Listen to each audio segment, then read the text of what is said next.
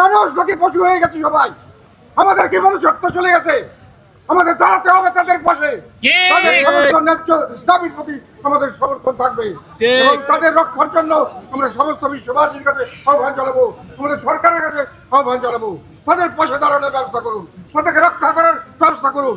অনেক দেশ অনেক কিছু করছে, আমরা চাই নিরীহ মানুষ এরকম ভাবে যেন আর নিরীহ মানুষ যেন হত্যাকাণ্ডের শিকার না হয়, নিরীহ মানুষ যেন তাদের জীবনকে একটা এই ধরনের পাশবিক নির্যাতনের কখনো শিকার না হয়, এটাই যেন ভবিষ্যতে হয়।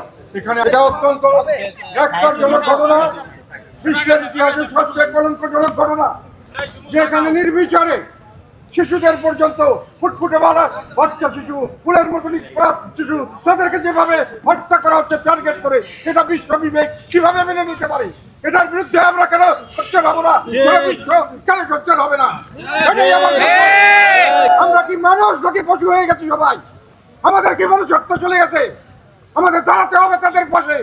তাদের সমস্ত ন্যায্য দাবির প্রতি আমাদের সমর্থন থাকবে এবং তাদের রক্ষার জন্য আমরা সমস্ত বিশ্ববাসীর কাছে আহ্বান জানাবো, আমাদের সরকারের কাছে আহ্বান জানাবো, তাদের পাশে দাঁড়ানোর ব্যবস্থা করুন, তাদেরকে রক্ষা করার ব্যবস্থা করুন।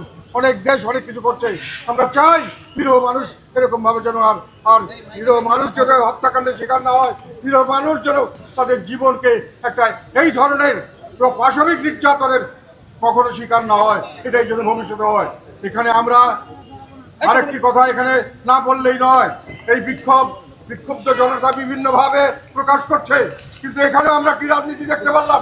অত্যন্ত নোংরা রাজনীতি, যারা কিছুদিন থেকে বর্তমান সরকারের আমলে অনেক মানুষ নতুন করে বেকার হচ্ছেন, অনেক মানুষ অমুক্ত দাঙ্গা, তারা বিভিন্ন জায়গায় বিক্ষুব্ধ, তাদেরকে বর্তমান সরকারের ঘনিষ্ঠ কিছু মানুষ তাদেরকে রাজনৈতিক স্বার্থে ব্যবহার করছেন, তাদেরকে যে বিভিন্ন জায়গায় বিভিন্ন কর্মকাণ্ড করে মানুষকে হুমকি ধমকি দেওয়া হচ্ছে, তাদেরকে ভয় ভীতির প্রদর্শনের জন্য তাদেরকে ব্যবহার করা হচ্ছে।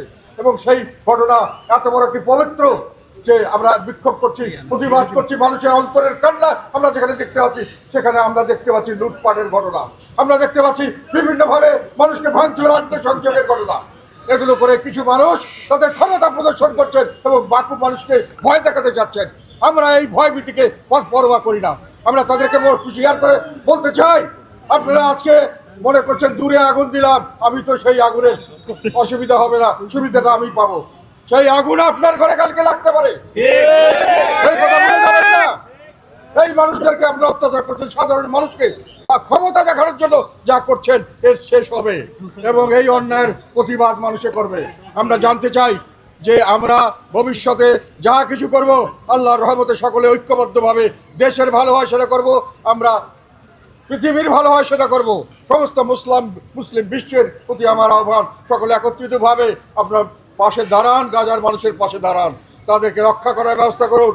আমাদের কি করতে হবে আমাদের সরকার ঠিক করে দিন, আমাদেরকে যেভাবে বলবেন আমরা সেভাবেই সরকারকে সমর্থন করব। আমরা চাই নির্যাতিত মানুষের মুক্তি, আমরা চাই নির্যাতিত মানুষ হিসাবে যেন বেঁচে থাকতে পারে। আমরা বিবেকবান মানুষ হিসাবে শুধু আমরা বেঁচে থাকতে চাই, পশু হিসাবে এই সমাজে আমরা বেঁচে থাকতে চাই না। এই পশুত্ব আমরা আর মানবো না। আমরা আগামী রবিবার সারা দেশ ব্যাপী জাতীয় পার্টি যে যেখানে আছেন সবাই বিক্ষোভ প্রদর্শন করবেন, সেই প্রস্তুতি নিয়েছি। কিন্তু আমাদের এই ঢাকা শহরের এবং আশেপাশের যারা আমাদের জাতীয় পার্টি করেন, তারা তাদের বিবেকের তাড়নায় আমাদেরকে বলেছে আমরা এখনই মাঠে নামতে চাই, সেই জন্যই আজকে তাড়াহুড়ো করে আমরা এই বিক্ষোভ মিছিল আয়োজন করেছি। আপনারা এইখানে এসে আমাদের যে সমর্থন দিয়েছেন, আমাদের প্রচারণার ব্যবস্থা করেছেন, আমাদের সহযোগিতা করেছেন, তাদের প্রতি আমার সর্বাত্মক কৃতজ্ঞতা এবং ধন্যবাদ থাকলো। ধন্যবাদ ভাইয়েরা, আসসালামু আলাইকুম।